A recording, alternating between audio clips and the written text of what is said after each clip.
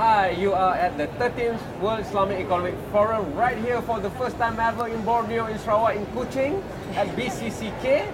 I know you're not here, that's why you're watching this show, but I'm recording things with great people to share with you the great knowledge and thought leadership here. And one of the pillars that AWANI and also WIEF has really been looking at, and also Sarawak has tons of this story of empowering lady entrepreneurs. And today with me, I have two examples from WIEF, two speakers where they represent their own countries. They're not just successful entrepreneurs in terms of their products being marketed locally, but they are exporting to the world. Closest to me is my new friend Anu Chanda, founder and CEO of 3A Clothing Company. She exports garments and fashion accessories to big names like Walmart. And I also have Camille Escudero from the Philippines. She wears many hats. She's the president of Business and Professional Women, or BPW, from Makati, Philippines. But she is also the great president and general manager of, I think I'm going to say this right, Qpella, Quality Philippine Export Lingerie and Apparel Inc. So today I'm going to talk about garments, undergarments and fashion accessories. I'm a guy, but I'm going to brave this. So let's put this right.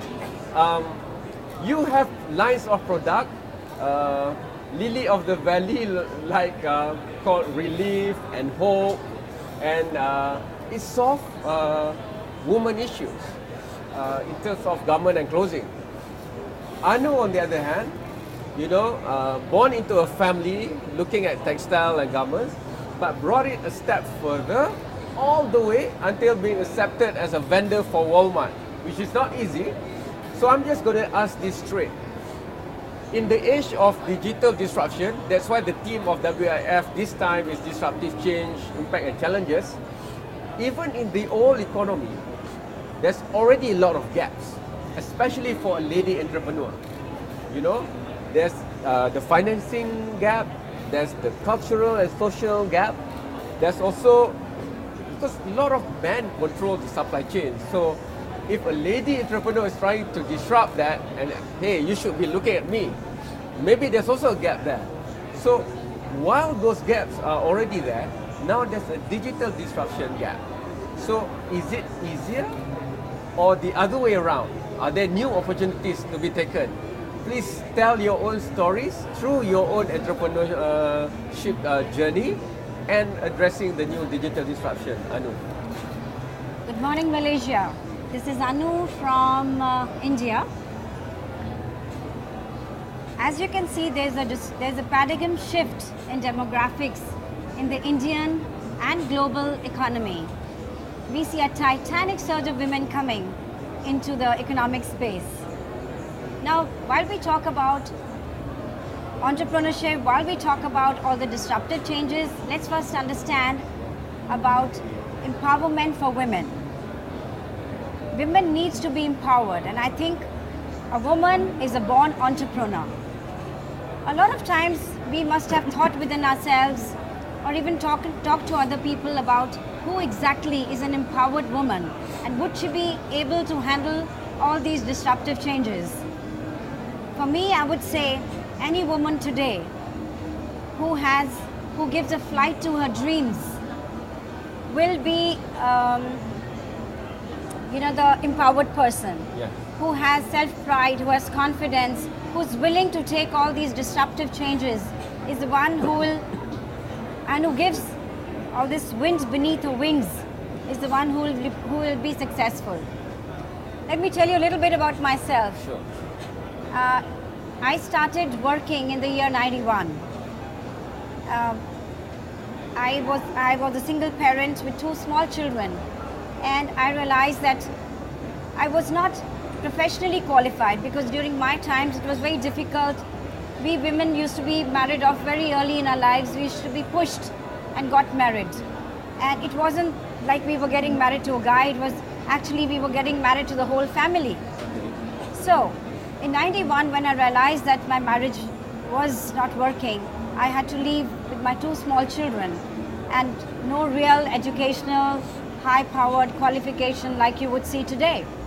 However, like I say, the success demands a purpose. So for me, the purpose was very, very clear. And that was to first empower myself and then to empower both my girls. So I started working for some time, and then I remember I was in Norway once, and I was thinking to myself, how should I really bring up my children? You know, I wanted to get them a foreign education. I wanted them to be a part of the new digitalization and to do well. And here I was working at a very, very small salary, and I was standing in one of the stores there, and I was browsing through, and because I had a fashion bent to myself.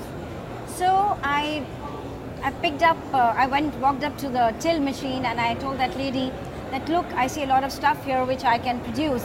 Can I connect to your design company? And that's how I picked up the phone. They gave me a number. I made a meeting, and I reached the design company the next day. So what I'm really coming to is that women, they are go-getters.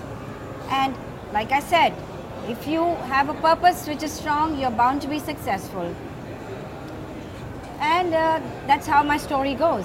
Okay, we'll hear Camille's story. She's from the Philippines, but she has roots all the way back to mainland China.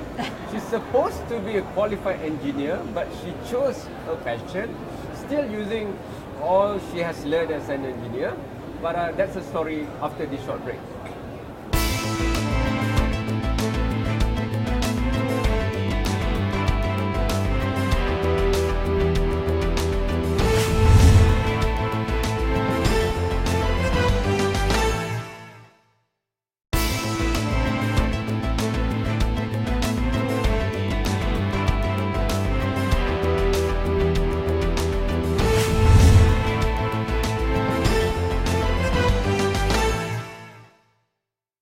You're still watching a very, very special recording of Agenda AWANI right here at the 13th WIEF in Kuching. And two great ladies are still seated beside me. We've heard the stories that you have told, but now I'd like to go to Camille. And I mean, a lot of Southeast Asian parents want their daughters or sons to be doctors, lawyers, engineers, accountants. And you took that route while studying. But then you decided that, hey, not only do I want to live in Spain before, but now I want to do something that I'm very passionate. So, but there was an episode in your life where you had to take care of your ailing father. And if you can put all the story together and tell us why you choose the path of being a very powerful lady entrepreneur. Thanks so much for that, Amarul. Hello, everyone. Why did I choose this path? I didn't choose it in the beginning. I was being drawn to it by circumstance.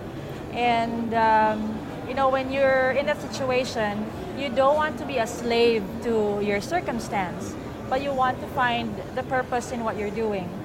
Eventually, from, you know, working with family, meeting people who influence you, you sort of come to a realization that I'm doing something good, maybe this is the path that I should take. And you don't realize it till later when people come to you and say, you've made a difference in my life. Just going back to what you said earlier, our company is a very traditionally run company. It's primarily run by women. We export to the US and the Middle East. Very manual production. But you also asked the question about how do we adapt to digitalization. And I think this is where my background in software engineering comes in, because I understand technology. In the beginning, if I may just say a short story, when I got into the company, everything was done in Excel, but everything was calculated manually. So my first project there was to automate these Excel sheets and create templates for creating reports. And so now what was being done for 2 hours could now be done for, you know, half the time or even shorter. And now we've added, more automations like an ERP system, upskilling our office workers, making them understand about cybersecurity, um, managing your email properly, organizing your calendars and meetings and all that. And so leveling up their understanding and their skills of technology helps them perform faster. And many of these women have been with the company for, since 2005. And we're not about to, take them out of the company. Yes. We want them to evolve as well as the company is evolving. When I interview powerful lady entrepreneurs like yourselves, I never feel that family, self, and community and business are separated. Lady entrepreneurs always manage to put everything in perspective and still make sense commercially. How easy or hard was it for you to do that? Because when I look at, I'm a man, but I'm going to say this, when I look at a product like Lily of the Valley period panty, so that was a brave attempt to really solve a common issue among females and also make commercial sense. That's true. What started that is a girlfriend of mine asked me, after having found out that I was doing underwear, she asked, could you help me with my period problem? And I'm like, what's your period problem? And then when she was telling me about it, leakages, bunching, irritation, to myself, I realized I'm having the same problems. Why didn't I think about it? And when I interviewed all the women in our factory, all 300 plus of them, it made sense now. They were having the same issues. And so I got on the drawing board and, developed this smart panty. We put it out in the market. However, there wasn't a lot of traction to it. We couldn't really take off. And so, looking at the business side of it, we weren't making any money. And not that was the important thing. The important thing was to get this out into the market and make women feel more comfortable. Make them forget about their period problems and, focus on doing their work, focus on developing themselves, focus on taking care of their family. But because the market right now isn't so receptive, we pulled it out of the market and we're working on other things now, I like the way you name your series. It's relief, and then it's hope, and then it's freedom. These are all very strong qualities where a strong matriarchal figure of a family will push through. Is it a coincidence that you name them like that, or? Maybe subconsciously, but these are words that resonate with women who are looking to feel empowered, relief. You want to feel, without worry. Freedom, you want to be free to pursue your goals, Hope. For women who have been scarred or felt that a part of them had been lost, there's hope that they can become, a better person. Anu Chada, the last time I looked at the statistics, there are more and more single mothers with kids to look after, with a business or work to look out for. So how did you go from there, worrying about how to feed your children or provide better living for them, to where you are now, where they don't even want to join you because they want to embark on the new sexier, hipster digital economy? Absolutely, because I feel, the garment business per se, the way it used to be done was a very organic way. It grew. But now, of course, we also enjoy the ERP systems and the support all the new digital story gives us. So, but my daughters, because they are now in new age businesses, they are in the business of technology, coding, artificial intelligence. So I think this is the path because this is what they're educated in.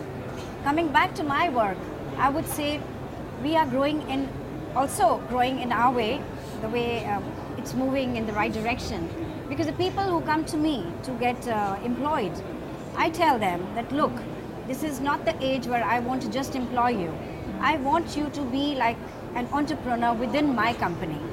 I have developed the company, we have a very strong ecosystem, we have all the things in places. Now come up with new ideas, new things, new dreams you have, and I will make sure you have the wind beneath your wings. So coming back to it, so first and foremost, of course, I do see it's not just that she has to be a woman to be doing it, but she should have the required skill, and then how to develop that skill is something where my expertise, my experience comes in. Okay, I have to go for the last break, but once I'm back, I want to talk about the future. Digital disruption is just one of the elements that makes sure that the human civilization always moves forward. Technology is there because we want something better. But we have a unique situation in Asia, in South Asia, in Southeast Asia, where the one who are in front sometimes has a very big long tail to the one who are left behind.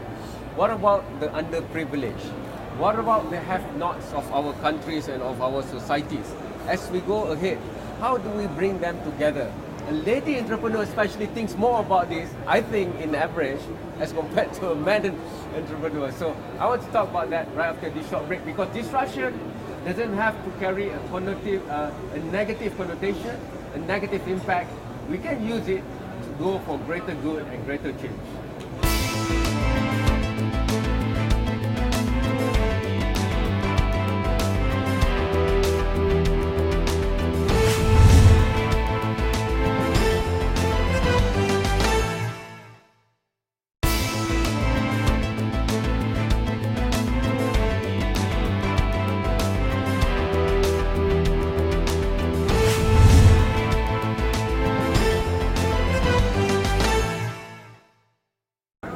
You are still watching a very specially recorded session of Agenda AWANI at WIEF in Kuching. I'm going to go straight, not enough time with great people. Camille, you've done it.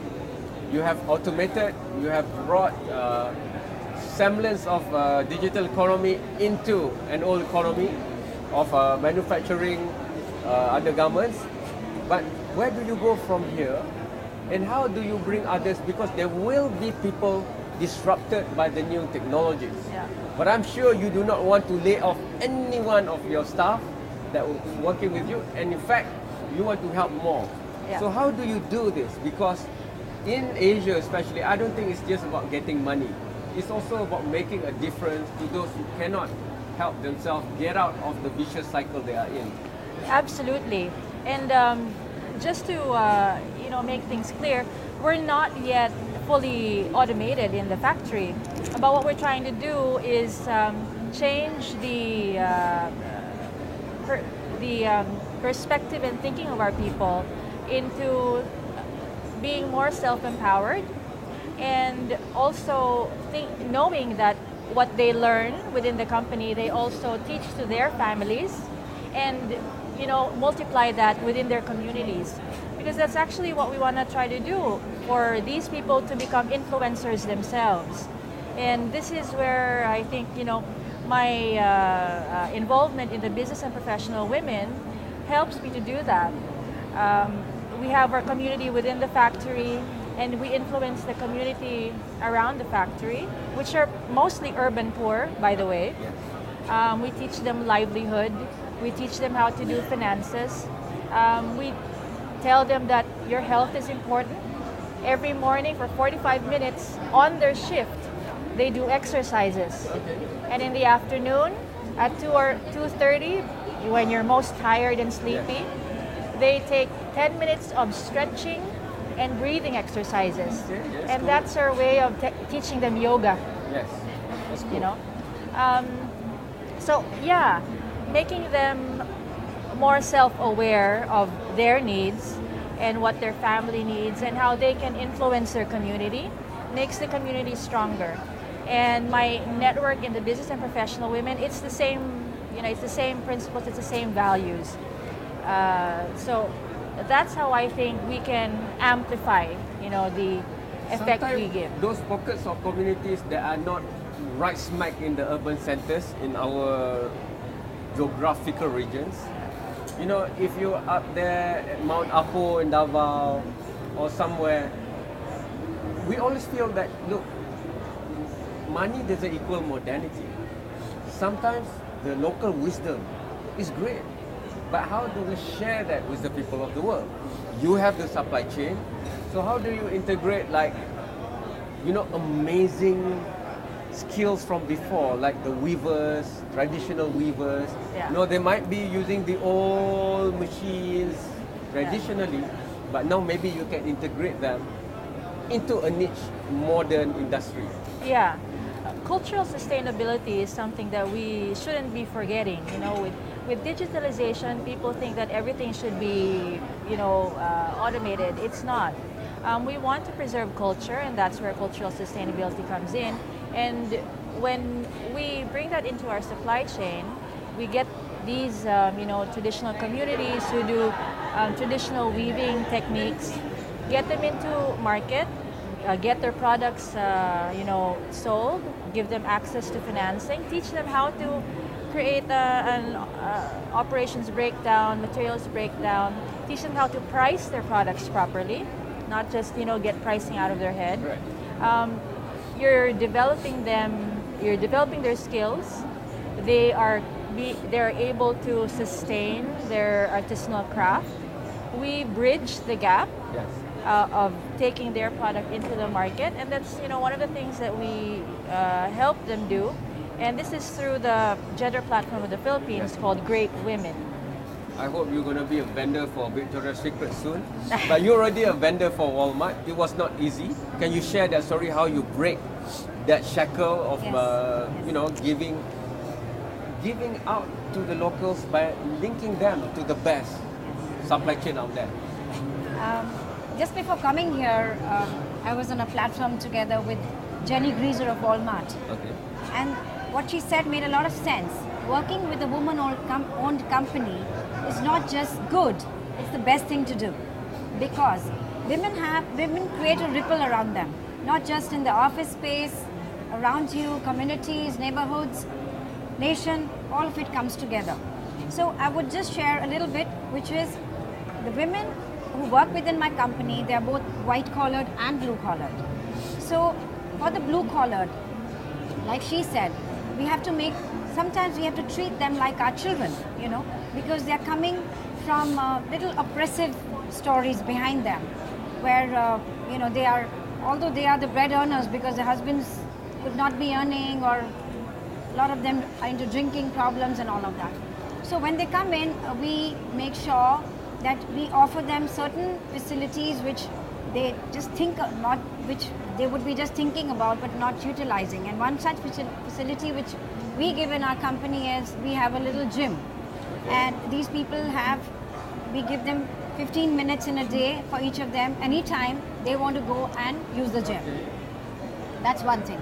Two is that a lot of times, you know, because we understand that what they're earning is not enough to be running the homes and also yet buying a computer for the kids in the school back home because they are going to school. So every year we have this fund where we give out 3 computers. It's not that we give out the whole money, but we take 50% from the employee and then 50% we put with them so that they can carry it back, especially during a festival of Diwali, you know, when the festival of lights is. So we give out 3 computers each year to them.